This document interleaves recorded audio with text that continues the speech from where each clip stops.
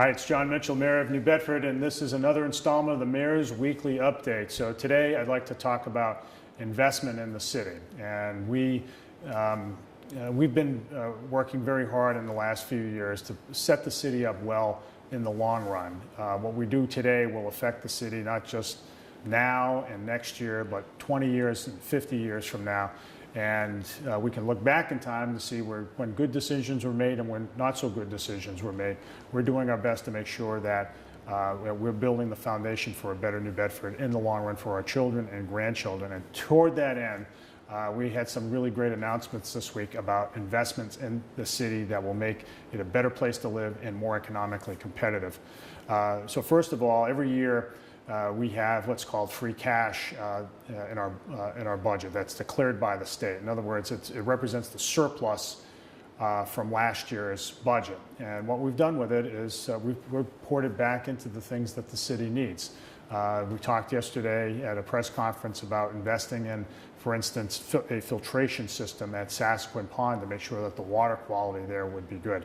We're investing in public safety. We're spending about $500,000 of that free cash into police cruisers so that the police can have the equipment they need to keep our neighborhoods safe.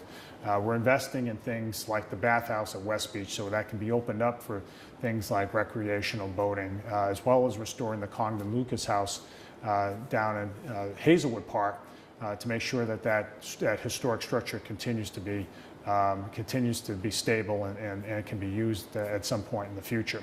And we're pouring money into a lot of other things, including roadways. But we'll talk about that at another point because we have some other investments that we're going to be announcing at some point soon. My point only is that by putting by spending money wisely now, we put ourselves in a better position to withstand recessions as well as to continue to grow.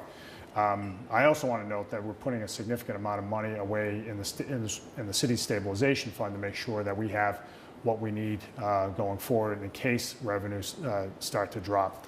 The other thing I want to talk about is a great federal grant that we've been working on for a number of years now, and that's to build the North Terminal project in our harbor. We got a $15.4 million grant that we've applied for several times, and it's through what's called the Build Act program.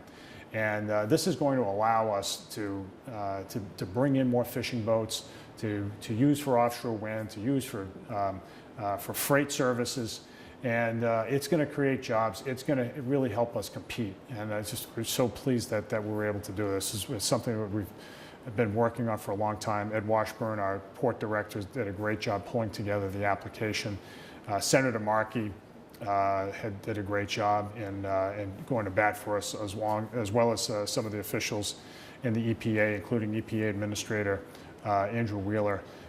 This is going to be a really great investment. It's all part of our effort to modernize the Port of New Bedford. And we've come a long way in just a few years in building up the infrastructure and making it just so that economic engine, the primary economic asset of this city and all of Greater New Bedford, can continue to create jobs in the long run. And that's what we're about, making sure that we can compete and that the benefits of that competition are enjoyed by as much of the city and as much of the residents here as possible. So more investment to come, but we had some really big ones this week, and I wanted to share those with you. With all that, that's been the Mayor's Weekly Update.